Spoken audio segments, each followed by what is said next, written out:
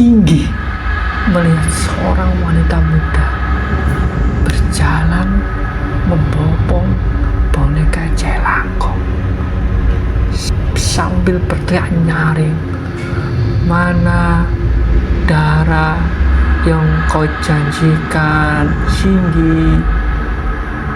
Singgi, mana darah yang kau janjikan, Singgi?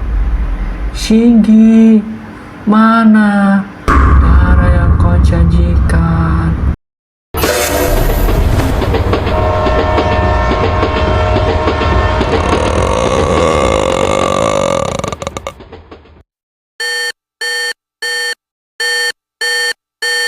Assalamualaikum guys, selamat datang di Condrokolo, channel yang khusus membahas kisah-kisah sekitar misteri.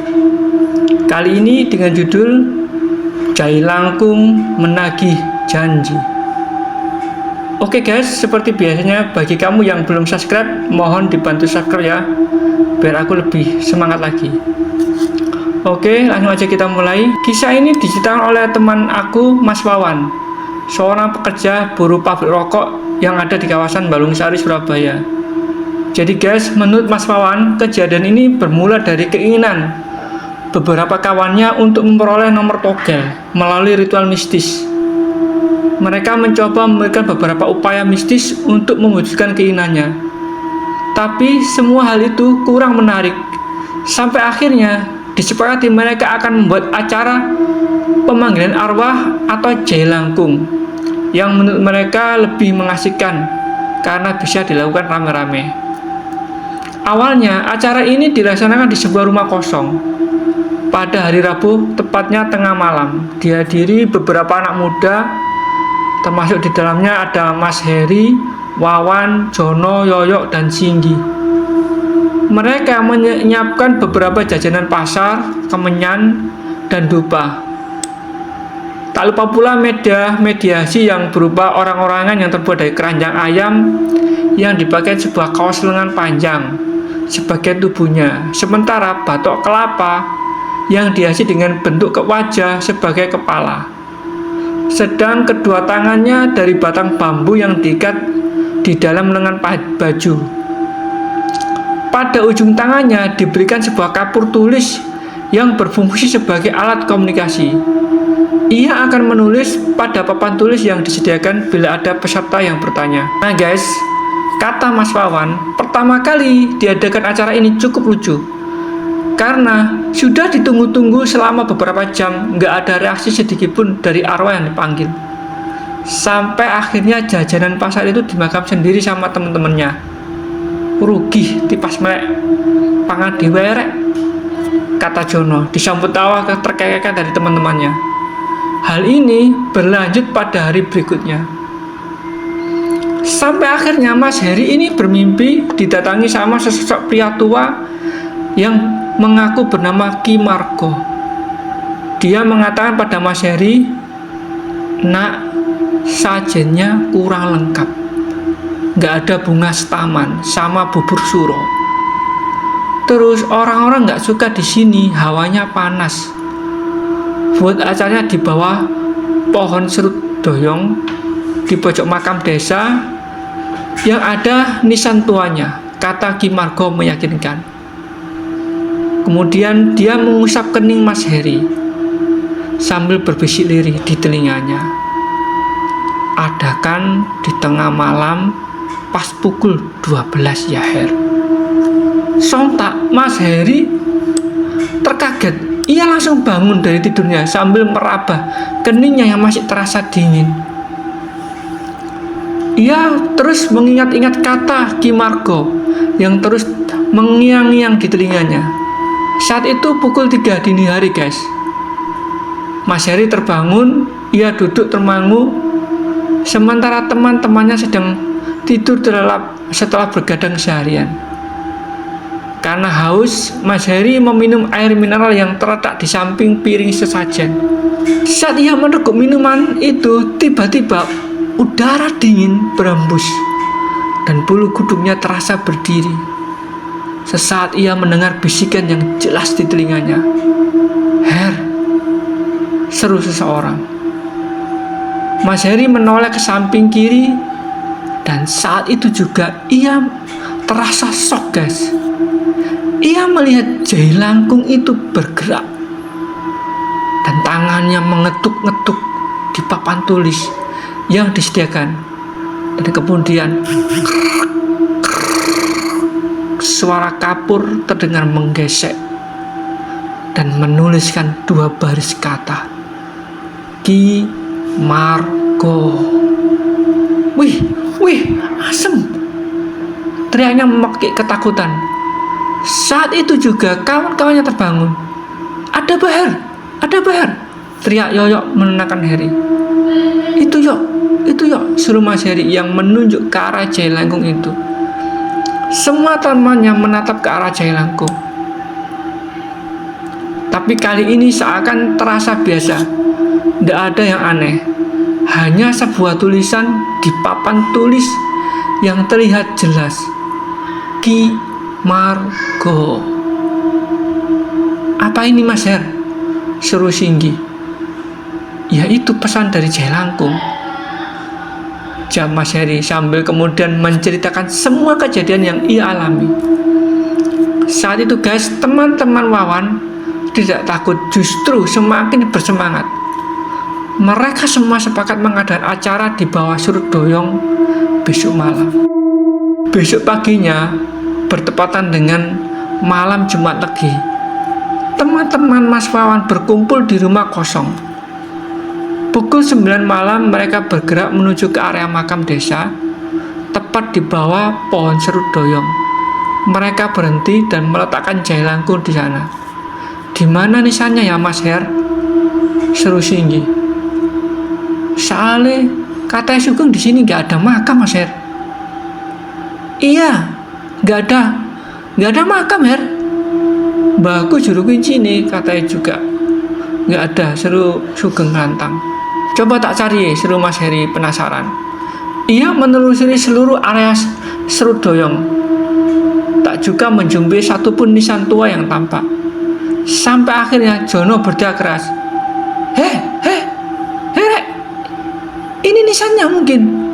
Semua teman-teman Mas Wawan langsung ke tempat Jono dan mereka langsung tersadar. Ternyata benar, ada nisan tua yang cukup besar. Tapi ia tak terlihat karena sudah terbungkus sebagian tubuhnya di dalam dahan serut yang tumbuh membesar. Oleh karena posisi serut ini akhirnya doyong, tidak bisa berdiri tegak. Singgi meletakkan sesajen di depan nisan tua, sementara Wawan saat itu bertugas memegangi boneka jailangkung. Sedangkan Mas Heri bertugas membawa papan tulis. Teman-teman Mas Wawan ini, guys, sebenarnya udah terbiasa bermain di makam desa di malam hari. Soalnya mereka udah seringkali berburu luwak dan biawak. Jadi perasaan ngeri dan serem tidak begitu merisaukan hati mereka. Tapi saat itu suasana terasa berbeda sekali, guys. Ada hawa dingin yang begitu kuat menusuk kulit. Sementara suasana malam terasa kelam. Bisik nyanyian pohon bambu tak terdengar berbisik, tak terdengar sedikit pun. Dan aura mistis semakin terasa kental saat lantunan suara pemanggilan arwah dimulai. Jailangkung, Jailangkung, di sini ada pesta. Datanglah, datanglah. Dan guys, saat itu tiba-tiba pohon surut doyong bergoyang terkena angin kencang. Dan Mas Wawan memegang boneka jailangkung, menatap serius.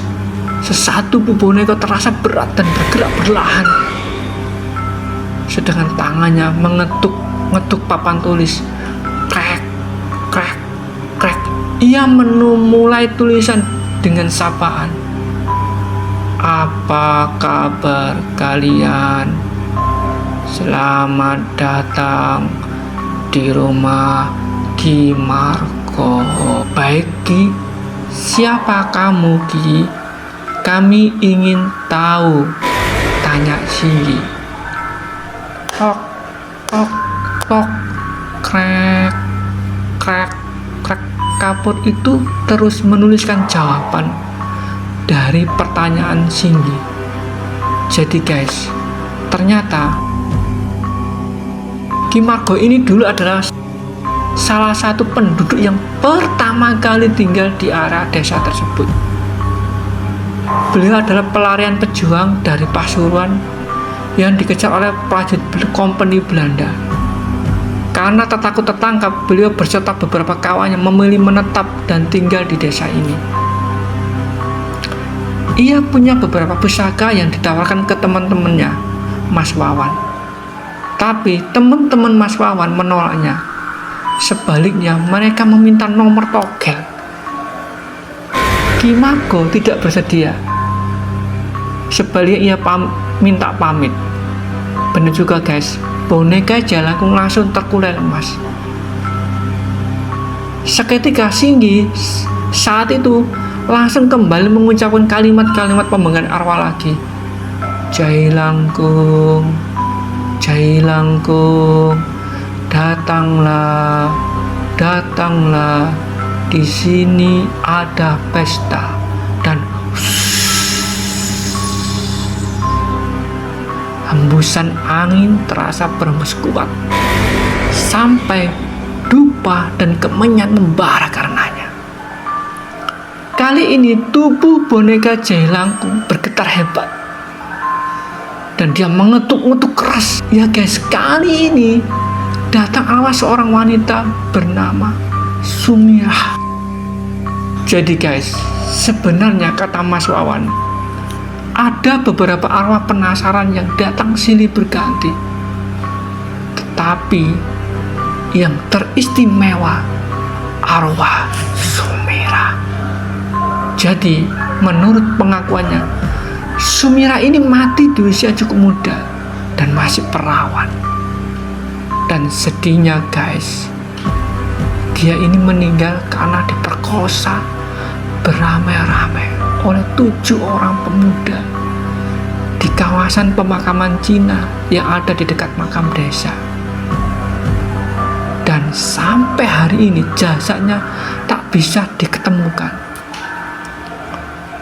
Karena saat dia mati jasadnya dibakar oleh para pemuda itu. Jadi guys, sedihnya setiap kali ia datang, ia pasti menanyakan, apakah teman-teman Mas Wawan sudah menemukan jasadnya yang menghilang.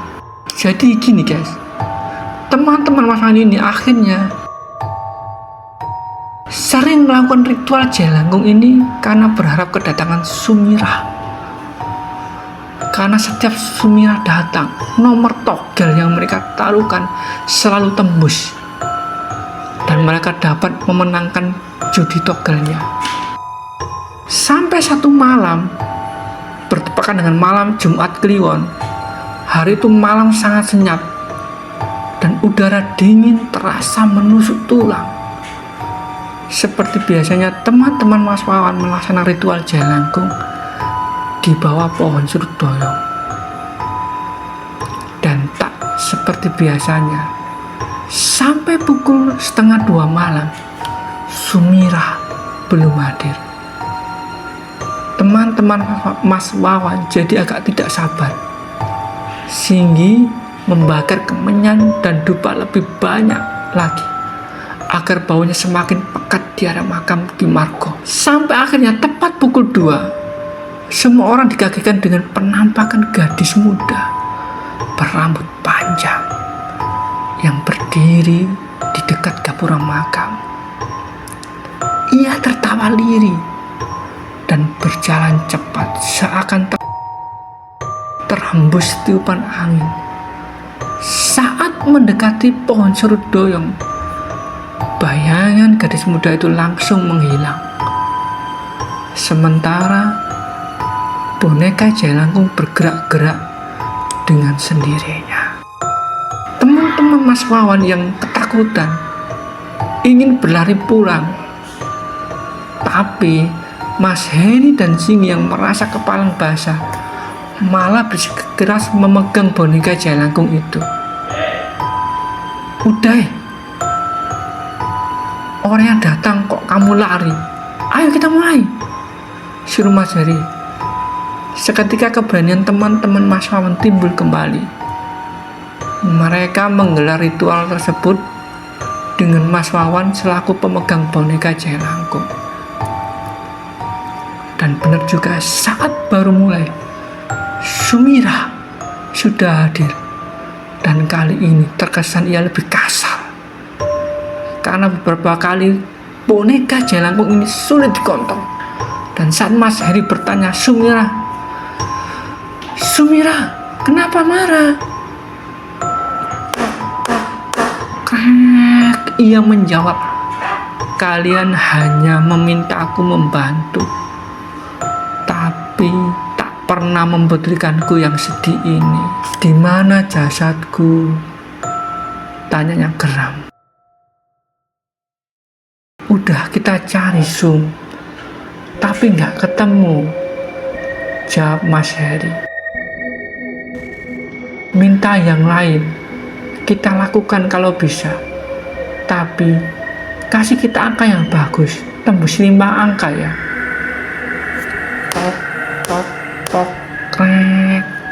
Baik, tapi aku minta 3 hal yang kalian harus menuruti, tulis Sumira. Oke Sum, kamu minta apa? Seru Singgi. Pertama, jalan-jalan. Baik, seru Mas Heri. Jadi saat itu juga, dengan sebuah becak, boneka jelangkung ini dibawa keliling mengitari desa. Baru kemudian teman-teman Mas Wawan kembali ke bawah pohon Surudoyo dan menanyakan permintaan yang kedua. Sumira, kamu minta apa lagi? Seru Mas Heri. Tok, tok, tok, aku minta dicium kamu. Tiba-tiba lengan jelangkung menuju pada Jono. Jono terdiam. Ia takut berani bergerak sedikit pun. Sedangkan aura yang terasa saat itu udah begitu suram. Entah kenapa Sumira memilih Jono. Apa karena ia paling muda dan paling tampan? Kulitnya kuning bersih sebagai belasteran dari darah Cina ibunya. Semua orang terdiam dan menahan geli juga. Mereka dengan canggung menatap Jono. Gimana John? Seru Singgi. Aku nggak tahu Mas. Kamu aja Mas Singgi, seru Jono balik. Tapi tiba-tiba tok tok tok. Kalau bukan kamu John, aku nggak mau. Perjanjian kita batal. Jawaban Sumira ini disertai angin berhembus dengan kencang. Sementara boneka jelangkung semakin berat dan bergerak-gerak dengan cepat. Ayo John, seru Mas Wawan yang udah kewalahan memegangi boneka jelangkung. Jono dengan terpaksa menuruti keinginan Sumira. Tapi guys, kejadian yang mengejutkan benar-benar membuat shock semua orang. Tiba-tiba Sumira muncul dan Wawan saat itu seakan tak menggendong jelangkung, tapi ia membopong tubuh Sumira. Hal ini terjadi saat ketika batok kepala jelangkung itu mencium Jono. Jono pun terhuyung ke samping karena kaget. Ia merasa benar-benar dikecup oleh seorang gadis. Bahkan pipinya muncul gambar samar-samar bibir seorang wanita. Saat itu udah mulai heboh. Mas Wawan pun udah mulai panik. Tapi ritual mereka belum membuahkan hasil. Kali ini sebelum saat ketika Mas Heri minta Sumira memberi nomor togel terdahulu, Dan saat itu tok tok tok, krek krek krek, Sumira menulis nomor togel tersebut. Dan saat permintaan yang tidak ditanyakan, Sumira, kamu minta apa lagi? Sumira terdiam lama. Ia tak bergerak. Tapi tubuh boneka jelangkung itu semakin berat dirasakan Mas Wawan. Sampai Singgi kembali bertanya, Sumira minta apa? Dan wah, brak! Mas Wawan sontak melempar boneka jelangkung itu. Dan mereka berhamburan lari keluar dari arena makam. Sementara langkah Jono, Singgi, dan Mas Heri jadi berat. Mereka sok membaca tulisan terakhir Sumira. Darah. Tulisan dengan huruf yang besar. Dan yang paling menyenangkan guys, tubuh boneka jelangkung itu bergerak menuju ke arah Jono. Mas Heri dengan keberaniannya berusaha bergerak dan berat. Dia menendang boneka jelangkung itu hingga terlempar jauh di samping kiri pohon seruduk. Saat itu juga mereka bertiga bisa bergerak dan kembali berlari menyusul teman-temannya. Pagi harinya mereka tak ke makam desa lagi membersihkan bekas ritual mereka, tapi tetap memasang nomor togel. Dan hasilnya guys, mereka menang besar, tembus 4 angka. 1 minggu berlalu, keadaan makin kondusif. Sampai akhirnya di hari Kamis Kliwon, mereka berempat memutuskan tidak membuat ritual itu lagi, cuma bergadang saja di rumah kosong. Saat itu tepat tengah malam, tiba-tiba saat menutup jendela ruang tamu, Singgi melihat seorang wanita muda berjalan membopong boneka jelangkung sambil berteriak nyaring, "Mana darah yang kau janjikan, Singgi? Singgi, mana darah yang kau janjikan, Singgi? Singgi, mana darah yang kau janjikan?" Singgi langsung tergagap dan berjalan sempoyongan ke belakang sambil berteriak ke teman-temannya, Sumira, Rek, Sumira. Semua teman terkejut dan langsung berlari ke arah Singgi. Ada Panggi, ada Bang, Sumira Mas, Sumira, serunya pada Mas Heri. Mas Heri tergagap juga. Ia melihat Sumira berteriak memanggilnya juga. Sementara teman yang lain tak bisa melihatnya. Mereka berdiri kebingungan. Namun saat Jojo ingin menutup pintu jendela, tiba-tiba berak. Pintu penjendela menutup dengan sendirinya. Hal lain yang mengagetkan, mereka papan nama ritual itu terletak di bawah jendela dengan tulisan yang sama, minta darah. Sontak saja Mas Wawan dan teman jatuh tak sadarkan diri. Sementara itu guys, Jono yang saat itu tertidur sendirian, ia tidak bergadang dan karena capek bekerja di paginya ia tidur sangat lelap. Tiba-tiba ia merasa ada seseorang yang menemaninya tidur dan ia terus mengelus rambut kepalanya. Saat itu perasaan suasana kelam meliputi hatinya. Hawa yang dingin semakin kuat terasa di tulang kepalanya. Jono membuka matanya dan alangkah terkejutnya saat ia melihat Sumira terbaring manja di sampingnya. Ia berkata lirih, "Mas Jono." Jono langsung meloncat dari tempat tidurnya dan bergegas berlari keluar. Sumira bangkit. Kali ini ia cukup marah. Tiba-tiba tangannya bergerak memanjang meraih tubuh Jono. Dan wajahnya kini tidak cantik lagi, tapi berubah menjadi wanita yang dengan wajah yang hancur, penuh darah dan belatung. Lehernya memanjang dan membuka gigi taringnya seakan ingin menerkam Jono. Seketika Jono yang tak bisa bergerak lagi berteriak keras, "Tolong, tolong, tolong!" Tapi teman-teman tak bisa mendengarkannya, melainkan wajah yang menyeramkan itu yang semakin mendekat Jono. Jono pasrah tak bisa berbuat apapun sampai akhirnya sebuah tasbih yang melingkari keris menembus tubuh Sumira yang langsung mengejak dan sirna.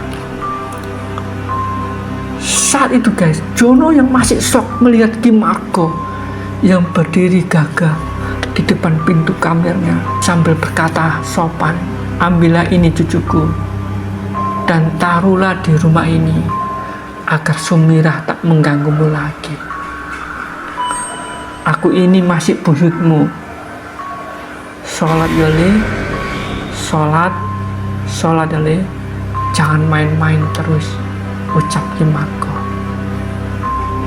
Jono menerima pusaka itu dengan sukacita, sementara tubuh Ki Marco hilang lenyap begitu saja dari hadapan Jono. Esok paginya teman-teman Jono tersadar dengan sendirinya sambil terus bertanya perihal Sumira. Jono hanya terdiam dan tersenyum penuh misteri. Sekian guys cerita dari aku. Semoga kalian suka.